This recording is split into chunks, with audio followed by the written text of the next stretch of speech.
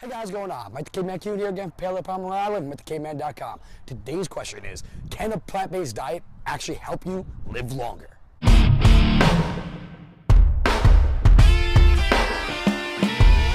the caveman. And the answer is, no.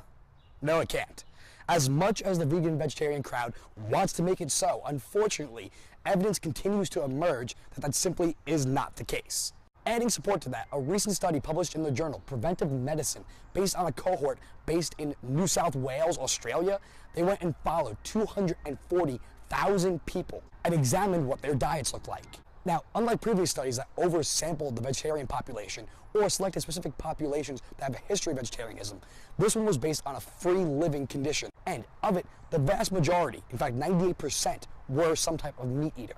The remaining 2% consisted of vegans, vegetarians, and pescatarians, of which there were a little more than 1,500 vegans, 2,000 vegetarians, and 1,100 pescatarians. In terms of demographics, the plant-based individuals were generally younger, they were less likely to be overweight or obese, they had overall better lifestyle habits, and they were better educated. A little more on why it's important in a second. Yet, despite all of that, there was no difference in terms of all-cause mortality, meaning that they were just as likely to die as a meat eater, regardless of whether you pooled them all together or separated them based on vegan, vegetarian, pescatarian. Moreover, similar results were found in a study published last year in the United Kingdom observing vegetarians versus non-vegetarians by Appleby and colleagues. Simply put, it does not make a difference. Now, this is talking specifically about all-cause mortality, just the chances you're going to die. But what about cardiovascular disease and all the other things that saturated fat and lack of fiber are going to do to you? Well, turns out that doesn't really matter too much either. Numerous meta-analyses, basically where they take a whole bunch of data from a whole bunch of studies and they pool them together and review it. Saturated fat is not causing those problems. Is at worst not much of a risk and at best may even be beneficial, regardless of whether you replace it for those polyunsaturated fats that the plant-based dieters really want you to do. But even in the studies where they come to the conclusion that you are going to be at cardiometabolic risk by consuming meat and saturated fat, if you actually look at the data, it's not really that different. We're talking about a percentage point or two difference in terms of total caloric intake coming from those products. In terms of fiber, again, we're generally looking at, between the vegetarians and the non-vegetarians, a couple of grams here or there. Neither of those are going to be the decision maker. In terms of cholesterol output, if you go and switch to a vegetarian diet, generally you're looking at 0.1 to 0.5 millimole per liter differences, which when converted out to United States measures, we're looking at roughly 2 to 20 milligrams per deciliter, which again, that's not going to be what's going to be the deciding factor in terms of whether you're going to get a heart attack or not. And that's under the impression that that is the only thing in isolation, the only variable that matters. I'll let you on a little hint. It's not. A bigger problem we see on plant-based diets are micronutrient deficiencies, particularly in iodine, vitamin B12, and to a lesser extent, selenium and zinc. And those are all super important for longevity purposes. And what are the best sources of those?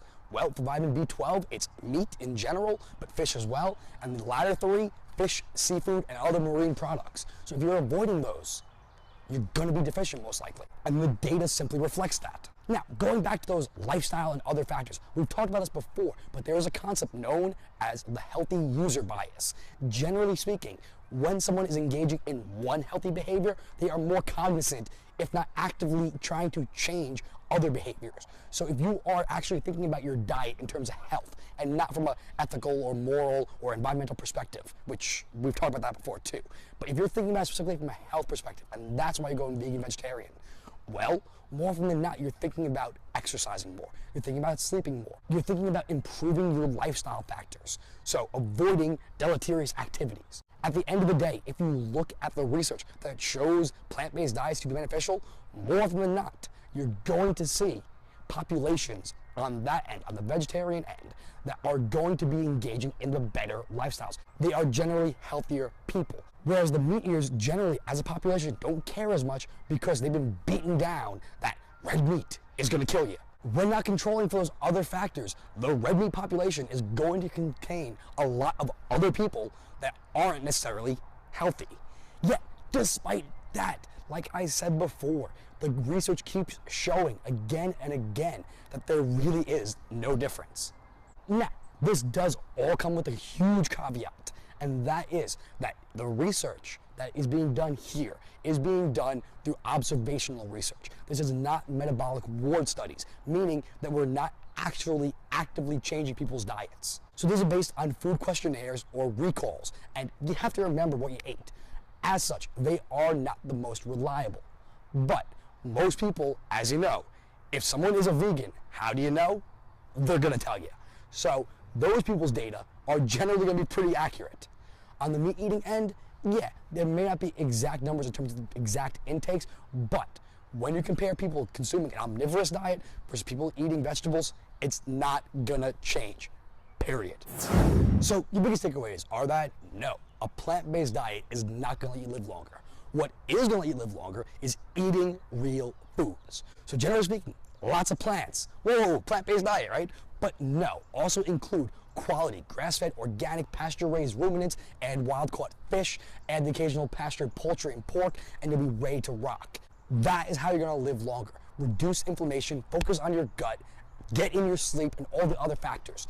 Simply removing meat is not the answer, period.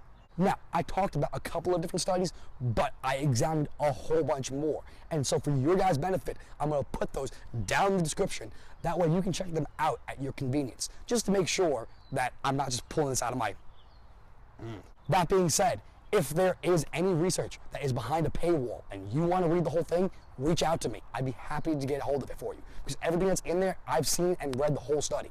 Either way though, guys, hope this helped you out. You know what to do. Like and subscribe down below. Share it with your friends. Head over to Instagram and Twitter and follow me at Mike the Caveman, or on Facebook at Paleo Palm Island, and of course over MikeTheCaveman.com. That being said, one small little thing.